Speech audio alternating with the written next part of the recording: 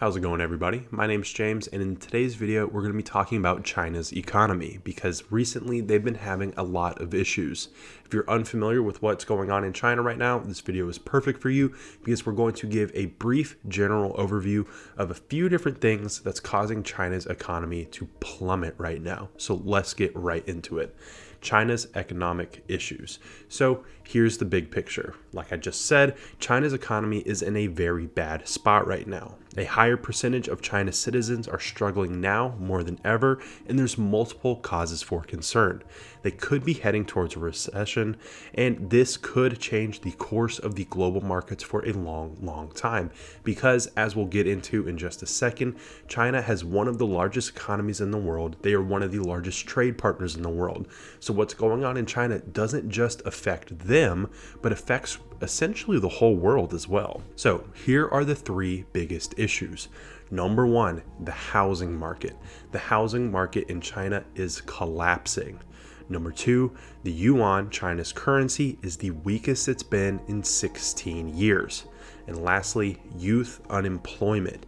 Youth unemployment is starting to become a huge issue in China. One thing that you probably should be aware of is that if a major exporter like China, which of course needs and demands a large amount of raw materials, starts to show real signs of slowdown, if things continue to snowball into a bigger and bigger problem, it likely will have major impacts on global markets that revolve around commodities and raw materials that are needed in order to build things. For example, a really easy one to understand is, of course, silver. If you're thinking about China creating things and, everything demands silver and gold, right? Computers and solar panels and airplanes and all sorts of different things require a large amount of raw materials, especially things like silver and copper and gold as well.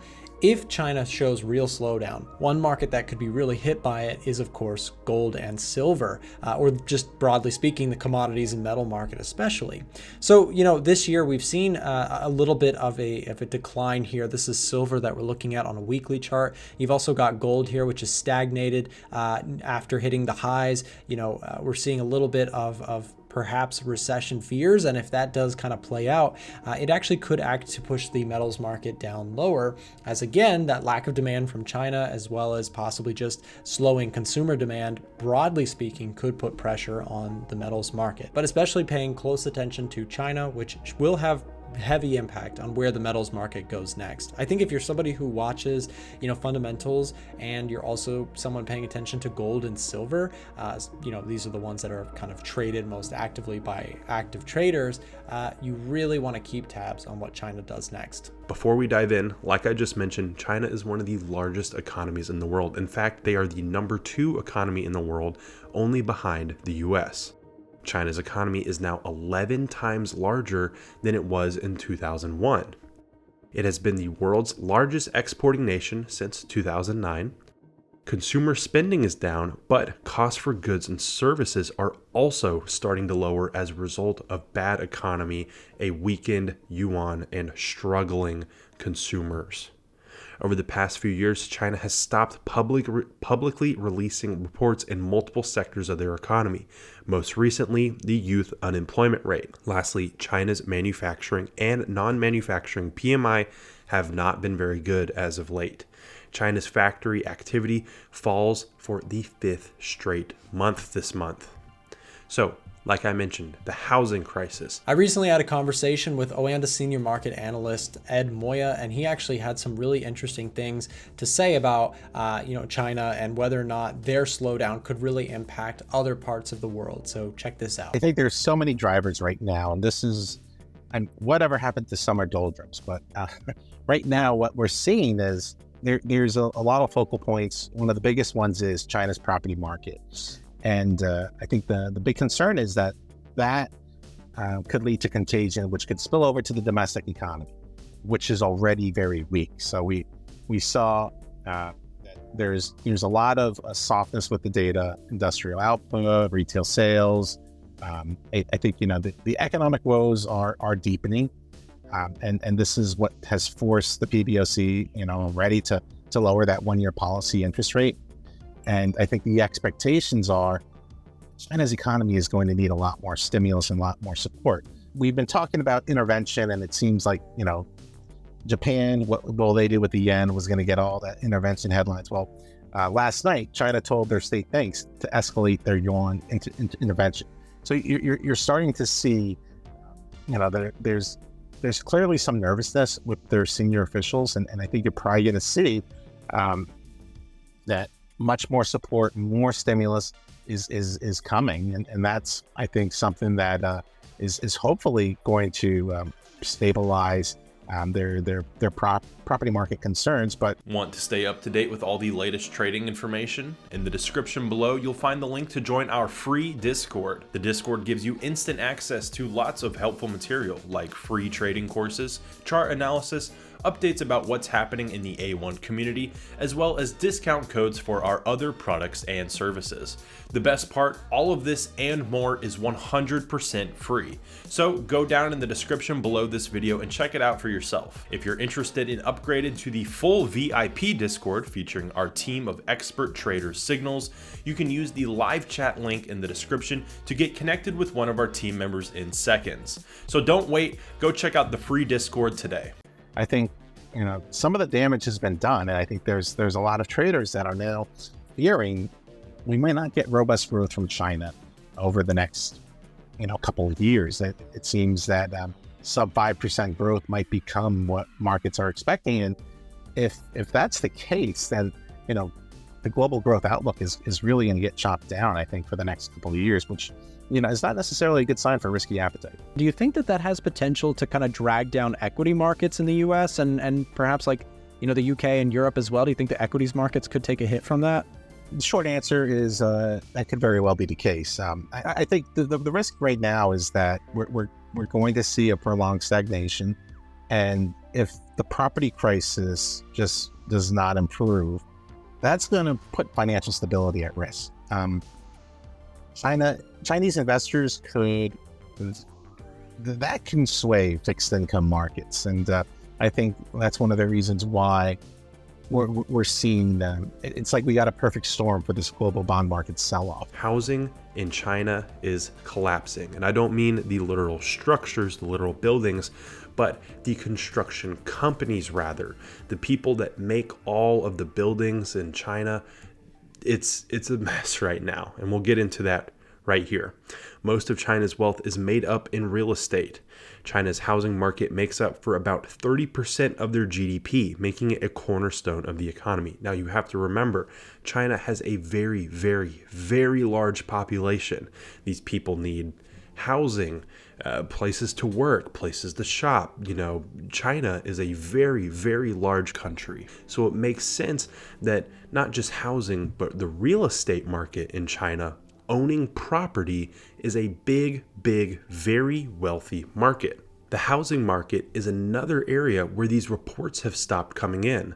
Oftentimes, these reports are released publicly so that people can get a better understanding of the strength and what's going on in an economy.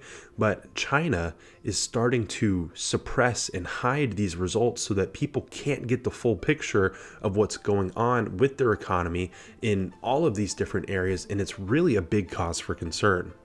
According to the GAVECAL research, Chinese property development companies as a collective owe more than $390 billion in unpaid costs and wages. Currently, there are hundreds of lawsuits being filed, and workers are striking until they get paid. China is well known for being a major exporter of goods to other countries, and Chinese exports make up roughly 18 to 24% of the country's GDP year to year, depending on how much they exported that year.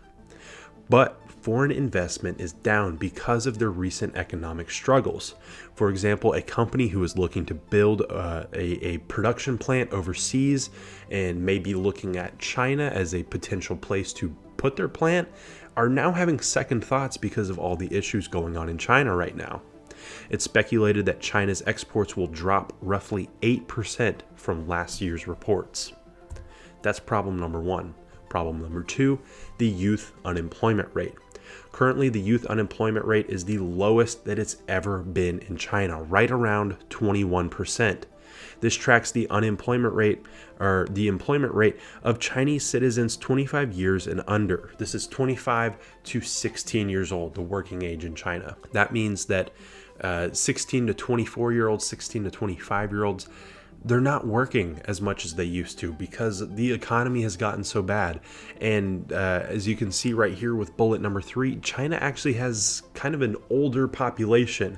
The median age in China has risen every single year since 1970. Nearly 36% of the country's population is over the age of 50. That's basically 1 in 3 people in China would be considered an elderly person. So lots of younger people are choosing to stay at home and take care of their parents because it's too difficult to find a job right now. 21% is essentially 1 in 5 people between the ages of 16 and 25 do not have a job currently in China, and that's a very big issue, especially considering how large their population is. That is thousands and thousands and thousands of people. Now, the yuan, China's currency, 16-year low for the yuan right now. As previously mentioned, consumer spending is down, but costs for goods and services are also starting to lower. That's what we call deflation. Inflation, as we know, is something that we're experiencing now in the US, and that's when the costs of goods and services are rising. But China's actually seeing the opposite, which is not a good thing. You would assume that, it would be good for consumers for costs and services to get lowered, but it's actually a sign of a struggling economy when you have to lower everyday prices for stuff just for your country to get by. Deflation will likely spill over into other markets as the yuan continues to drop. That means that Chinese products are potentially going to become even cheaper, which is not necessarily going to help China's economy. Xi Jinping has already said that he does not plan on giving out stimulus checks to the people of China. He reportedly does not believe that ordinary people should have that much control over the economy, so he will continue to look for solutions himself. So, like I mentioned earlier, this is starting to not just become a problem for China, but for other countries around the world as well. For example, Australia. If you look at a map, Australia and China are actually geographically pretty close to each other, meaning that they would make good trading partners, and Australia is actually a popular tourist destination for Chinese citizens. So, like I just said, Australia is a major trade partner with China because of their close proximity.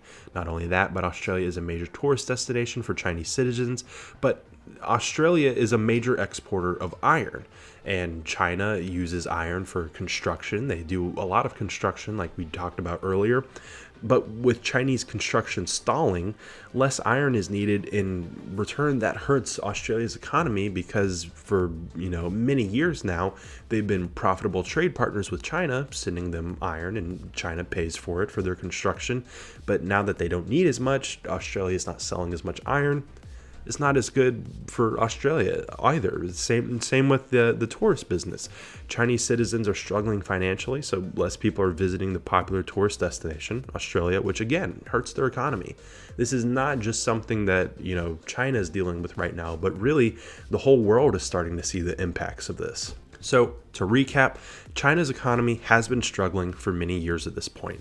It's gotten so bad that in many areas, China has stopped releasing some of their reports to the public, which means the situation could be even worse than a lot of people realize.